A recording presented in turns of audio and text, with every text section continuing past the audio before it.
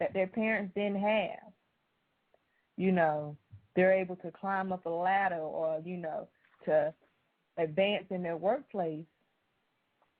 And, you know, you're only going to do what, how can I put it?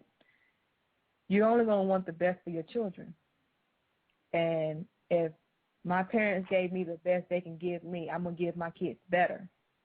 And that's the idea behind that two-family income, where we both can work, you know, then by all means we both need to work. We both need to do what we can to provide for our children. I want my children to be dressed nice. I want my children to have things I didn't have. You know, I want my children to fit in with their peers. So that two-family income does provide those things. But like you said, it also have children wanting things that they're not getting, that aren't material related. So it's that. All right. It's trying to find that balance. You know, I've grown up where we've had two-family incomes, but you know, sometimes it works and sometimes it doesn't. Because also with a two-family income, you kind of you can lose yourself by, you know, not doing anything for yourself, because everything's about the family. You're not allowed to do anything on your own time. But I mean, that's that balance. Not even that balance. Family.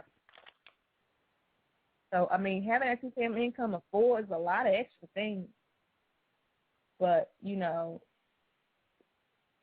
if it's something that you all decide to do, then you really need to sit down, like you said, and go over your budget. Determine, you know, well, we could splurge here, but we need to keep it minimal here. Do we really have to have certain things? Because if you do that, then it can't work. Where, you know, one person's working and the other person isn't. And then you can decide, well, who's going to stay at home? You know, are the kids still going to go to daycare, or are the kids going to go to school?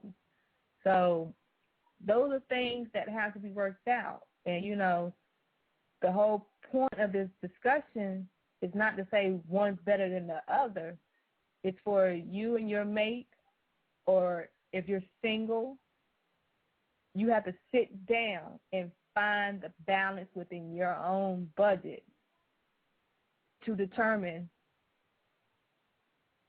if the income or the stress with that income is going to work for your family.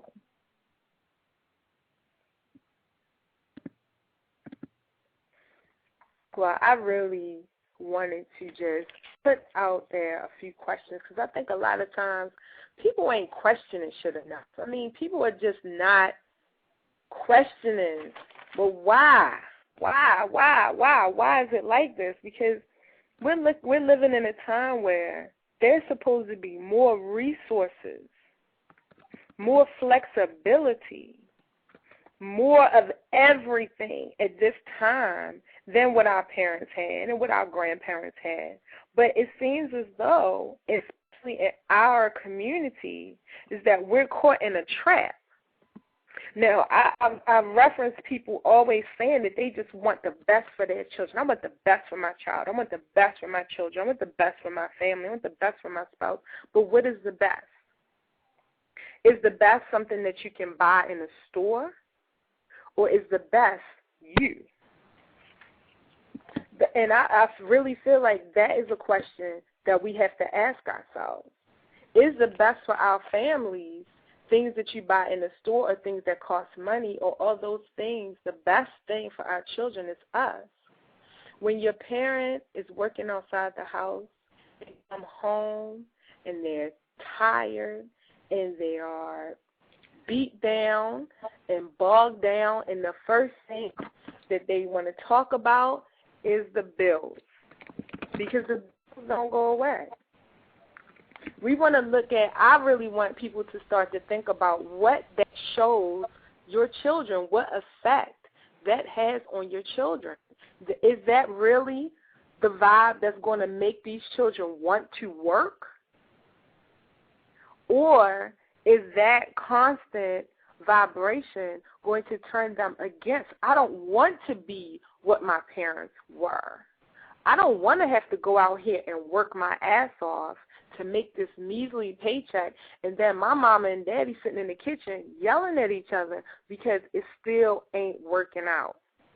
Not the way they wanted it to, because we suffer from this materialistic bug, and all we can really see is making this money to buy this or to go and to do this. And if I just have this extra money, if I just have these couple of dollars, and if I just have these new shoes, and if I just have this new coat. But where is our creativity? Where is the energy that we want to bring in? Where is our spirit that we want to bring into our home? I think that part has gotten lost in that shuffle, in that rat race. When money is your focus, and your children looking good and having such and such so other people can say, yeah, they got this. Why is that our focus? And as black people, as a community, we need to examine where that shit came from.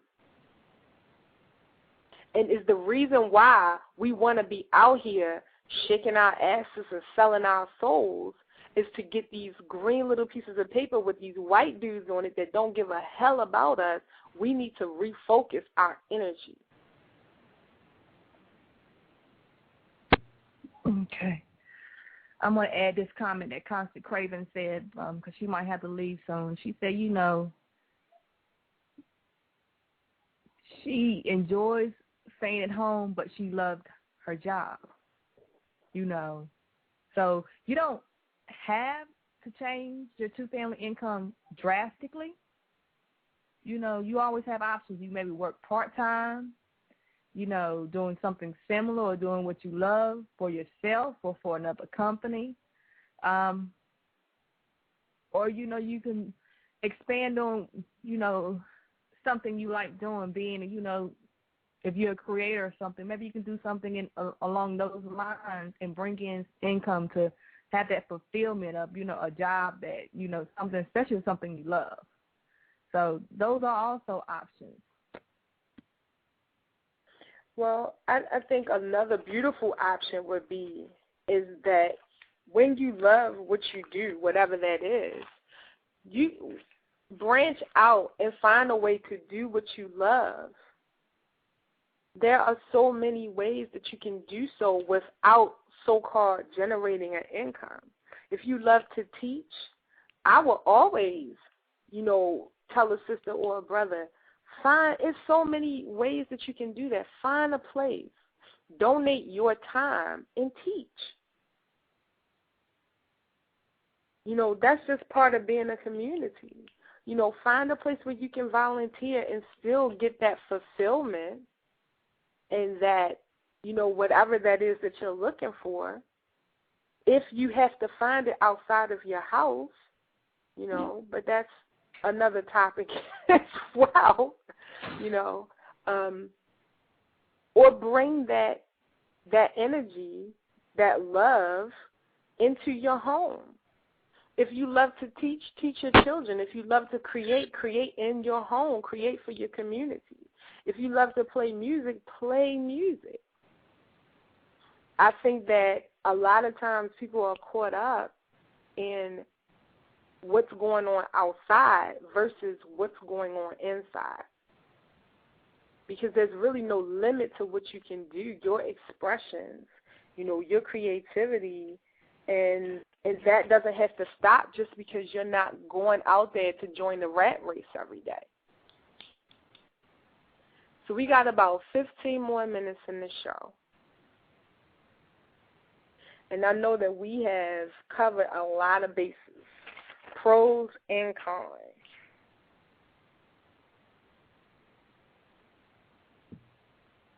Okay. I think the biggest message that we wanted to get out today was just really thinking about and opening up your mind to the fact that if you're living within your means, whatever those means are,